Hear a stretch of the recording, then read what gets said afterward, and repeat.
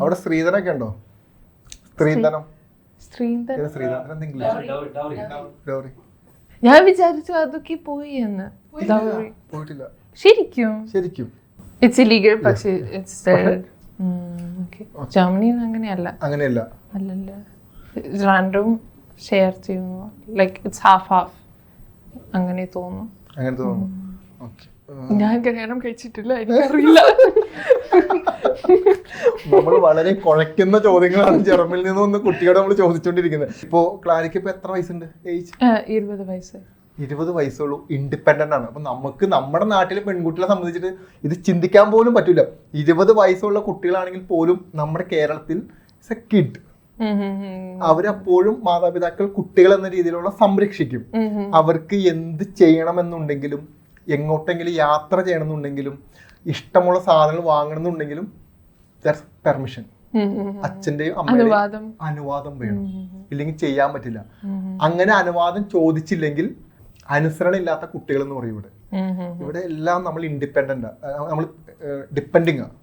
നമുക്കൊരു ഇൻഡിപെൻഡന്റ് ആവുക എന്ന് പറയുന്നത് ഒരു 30-40s. അപ്പോഴാണ് ഇവിടെ ഇൻഡിപെൻഡന്റ് ആവുള്ളൂ. അപ്പൊ ഒന്നും ചോദിക്കണ്ട, അപ്പൊ പാരന്റ്സ് ഇല്ലല്ലോ. പക്ഷേ ഒരു വൈഫ് ഇൻഡിപെൻഡന്റ് അല്ല എന്ന് തോന്നുന്നു. കാരണം ഒരു വൈഫ് ഹസ്ബൻഡിനോട് എല്ലാം ചോദിക്കണം, അല്ലേ? അങ്ങനെ ജർമ്മനി അങ്ങനെയല്ല. ഒന്നും ചോദിക്കില്ല. അവിടെ എങ്ങനെയാണ് ഭാര്യ ഭർത്താവ് എങ്ങനെയാണ് റിലേഷൻഷിപ്പ്? അവർ രണ്ടും, ഹസ്ബൻഡും വൈഫും ഇൻഡിപെൻഡന്റ് ആണ്. ലൈക്ക് അവർ കാര്യങ്ങൾ പറയും, പക്ഷെ അങ്ങനെ ചോദിക്കാനൊരു ആവശ്യമില്ല. Like the wife doesn't have to ask the husband whether she can go out. എല്ലാം ചെയ്യാൻ പറ്റും. അപ്പൊ എനിക്കൊരു എക്സ്ട്രാ റിലേഷൻഷിപ്പ് വേണമെന്ന് ആഗ്രഹം ഉണ്ടെങ്കിൽ പ്രശ്നമില്ല, ഓക്കെയാണ്? പ്രശ്നമില്ല. എനിക്ക് തോന്നുന്നു പ്രശ്നമില്ലെന്ന്. ഇവിടെ ഭയങ്കര പ്രശ്നമാണ്. അവിഹിതം എന്ന് പറയും ഇവിടെ. കേട്ടിട്ടുണ്ടോ? കേട്ടിട്ടില്ല. എക്സ്ട്രാ മാരേജ് അഫെയർ ഇവിടെ ഇല്ലീഗലാണ്.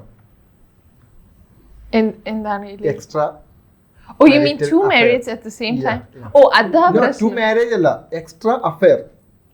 ഇപ്പൊ നമ്മൾ വിവാഹത്തിന് ശേഷം മറ്റൊരാളോട് നമുക്കൊരു ഇഷ്ടം തോന്നുകയോ, അതും ജർമ്മനിയിലും അതും ഒരു പ്രശ്നമാണല്ലേ? അയ്യോ, നമ്മളിപ്പോ കുട്ടീനെ തെറ്റിച്ചത്. ഞാൻ വിചാരിച്ചു ഒരു കല്യാണം കഴിച്ചിട്ട് പിന്നെ ഡിവോഴ്സായി വീണ്ടും ഒരു കല്യാണം കഴിക്കാൻ അതൊരു പ്രശ്നമാണെന്ന് അത് തോന്നി. പക്ഷെ ജർമ്മനി ഒരു പ്രശ്നമല്ല. എന്താണ് റിലേഷൻഷിപ്പ്? എനിക്ക് ക്ലാരയുടെ ഐഡിയ. അയ്യോ, അങ്ങനെ ക്വാളിറ്റി എന്താണ്? ക്വാളിറ്റി റിലേഷൻഷിപ്പ് ക്വാളിറ്റി ഒരാൾ നമ്മള് എല്ലാം ഓപ്പൺ ആയിട്ട്, അതോ എല്ലാം ഓപ്പൺ ആയിട്ട് പറയാൻ പറ്റിയ ആളായിരിക്കണം. പിന്നെ കുഴപ്പമില്ല, പറഞ്ഞു നമ്മുടെ പിള്ളേരാ.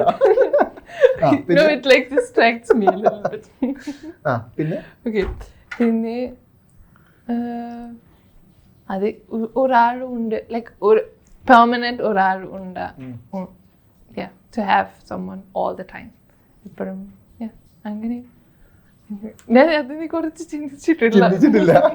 ഇല്ല. ഓക്കെ, ഒരു വിവാഹ സങ്കല്പം എന്താ? മാരേജ് സങ്കല്പം, ഡ്രീംസ് എന്താ?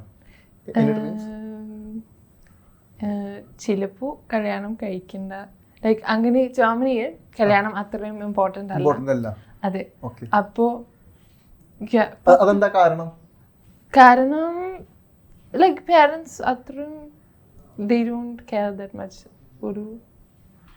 അത്രയും ഇമ്പോർട്ടന്റ് അല്ല, I don't know. No, wait, I have to think. അപ്പൊ അങ്ങനെ ഒരാളെ സെലക്ട് ചെയ്യുകയാണെങ്കിൽ എന്താണ് quality? It's just like, you don't have to marry to be with someone, you can just live. Like, ഇവിടെ parents, only if you marry someone, then your parents will get to know about that person, പക്ഷെ ജർമ്മനിയിൽ ഒരു boy friend ആണെങ്കിൽ പാരൻസിനോട് എല്ലാം പറയും. even if ഇവിടെ it's പറയില്ല. just അതാ ഇവിടെ കല്യാണത്തിന് മാത്രം പറയും. അത്രേ ഉള്ളൂ. ജർമ്മനിയിൽ ഒരു ബോയ് ഫ്രണ്ട് ആണെങ്കിൽ അതും പറയും. ഡേറ്റ്സ് ആണെങ്കിലും ഡേറ്റിംഗ് ആണെങ്കിലും പറയും. എല്ലാം പറയും. അതാ പ്രശ്നം. സോ ഇവിടെ കല്യാണം ഒരു മസ്താണ്.